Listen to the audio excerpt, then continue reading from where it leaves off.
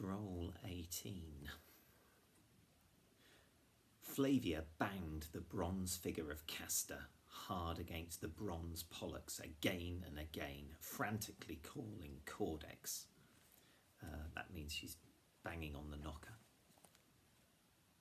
"Listen," said Nubia suddenly, putting her hand on Flavia's arm. From deep inside the house they heard the wonderful sound of Scuto's bark. A moment later, Cowdex slid open the peephole and blinked sleepily at him. Now they could hear Scuto's claws scrabbling on the inside of the door. "Open up, Cowdex," cried Flavia. "We're hungry and tired and... oh, hurry!" At last the door swung open and Scuto joyfully greeted everyone, licking and pawing and wagging his tail. Even Mordecai got a sloppy wet kiss. As they all moved into the atrium, Alma bustled up, scolding them for being so late. "What do you mean, staying out after dark?" she cried, hugging Flavia hard. "I nearly died of worry."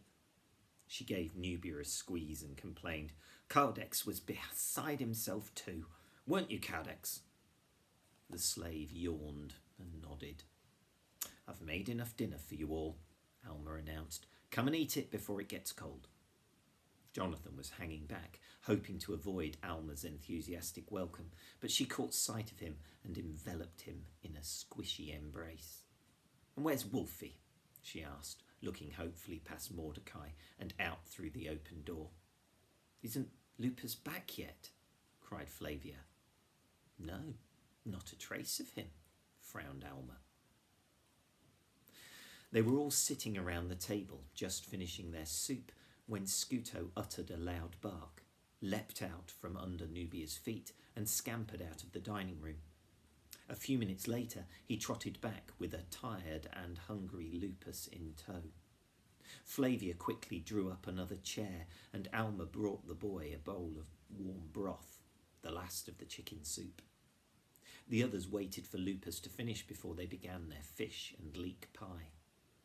"We have news for you," Flavia said as Lupus pushed away his empty soup bowl. Lupus pointed at himself and then back at her, as if to say, "And I have news for you too." "Do you remember we told you about the red watchdog we saw at Claudius's house this morning?" Lupus nodded and took a bite of fish pie. "Well, somebody killed him a few hours ago," breathed Flavia. "They cut off his head too. Like Bobus, dog of Jonathan," added Nubia. Lupus choked on his mouthful and had to be pounded on the back by the doctor who was sitting beside him. When Lupus had recovered, Mordecai turned to Flavia. "You went to Claudius's house?" "Yes, Nubia and I went this morning. We wanted to speak to his freedman, Libitus, because he is our only witness. Remember, he was standing at the fountain just before we found Bobus's body." "Yes," said Mordecai slowly. "Well, while he was at the fountain, Libitus saw a man running away from your house. The man was carrying a bag, and it could have had a head inside." "Like Perseus," said Nubia. Flavia continued. "Nubia and I went to Libitus's house this morning, and he said that the man in the drawing was the man he saw that day. The running man was Avitus." "Wait," Mordecai looked confused. "What drawing?" "This drawing." Flavia showed him the wax tablet, now very smudged but still quite recognisable. "Lupus drew it." "You drew this?" Mordecai asked in amazement, taking the tablet. "It's excellent." "That was the man we saw crying in the graveyard. Lupus knew who he was and drew him," explained Flavia. "It must have been Avitus who killed the dogs," exclaimed Jonathan.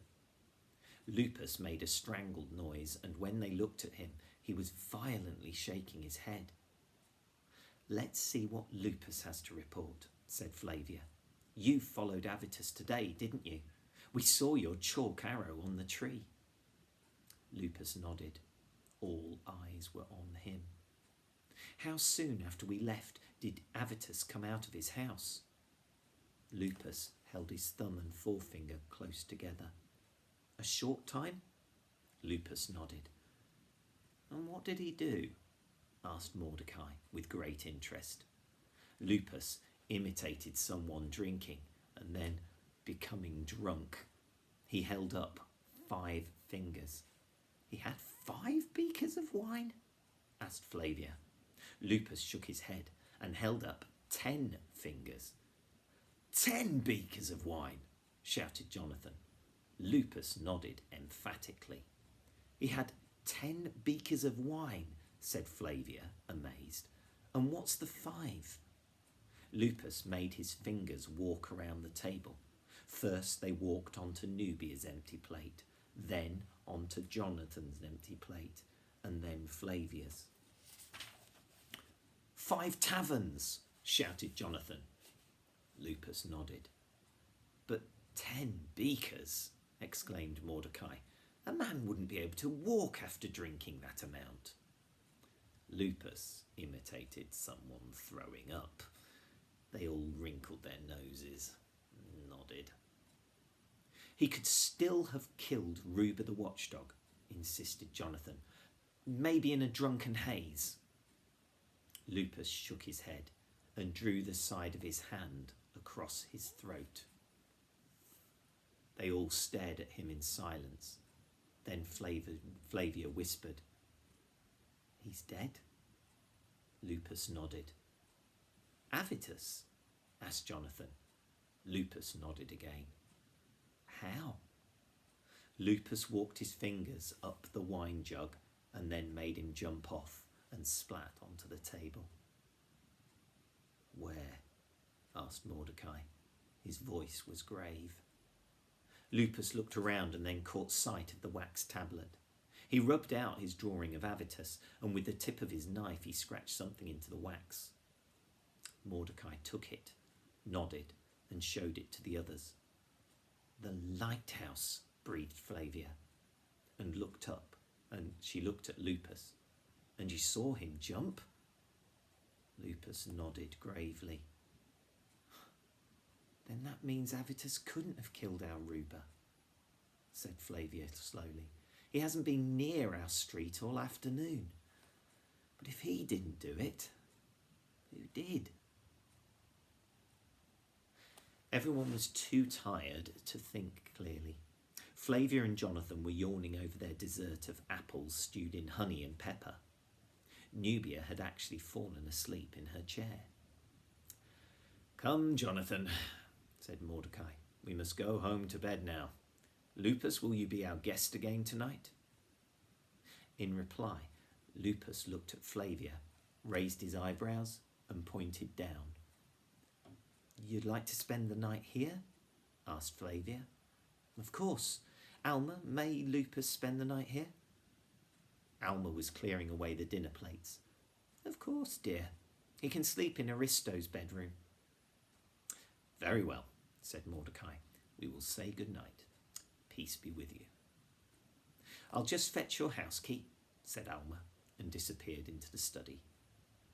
After Jonathan and his father had left, Cardex bolted the door after them.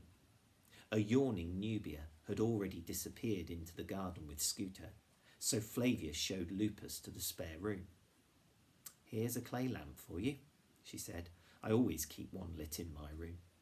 There's a copper beaker of cold water on that shelf and a chamber pot under the bed, in case you can't be bothered to go downstairs to the latrine in the middle of the night. Although Flavia was utterly exhausted, she couldn't sleep. The house was quiet and dark. Everyone had gone to bed. Lupus had begun snoring even before she was out of the bedroom. Nubia was snuggled up with Scuto under the fig tree in the garden. Alma and Cardex were sleeping in their rooms off the atrium. Outside, in the graveyard, the tree frogs had taken over from the cicadas and were croaking slowly and rhythmically, as if urging her to sleep. The rising moon shone through the lattice screen of her window and made silver diamonds on her bedroom wall. There was even a sea breeze drifting in from the south to soothe her. It smelled of pine and salt water, and made her think of the ocean. She thought of her father, somewhere far out on the inky waves, perhaps pacing the deck and gazing at the same moon that shone through her window. She offered up a prayer to Neptune, god of the sea. Then she turned her thoughts to the events of the past days. Had it really only been 2 days? Poor Avitus was dead now, unable to live with his grief, and it was suddenly clear to her that he had never killed the dogs. He couldn't have even been able to hit Scuto with a pine cone. How could he have coolly killed and beheaded Bobus? But that brought her back to the puzzle that was keeping her awake. If Avitus hadn't killed Bobus and Ruba, who had? And who had taken the mastiff's head away from the graveyard? Outside in the necropolis, she heard an owl hooting. People always said owls were bad luck, but her father always called her his little owl, and so she liked them.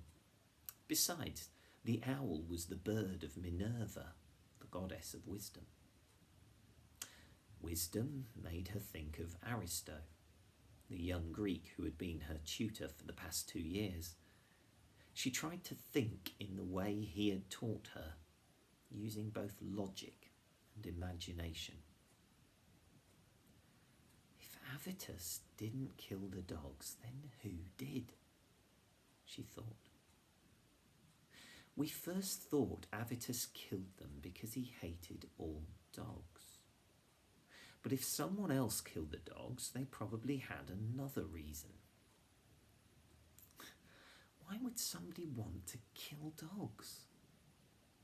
At that moment, Scuto began barking downstairs, and as his bark set off all the other dogs in the neighbourhood, Flavia suddenly had the answer.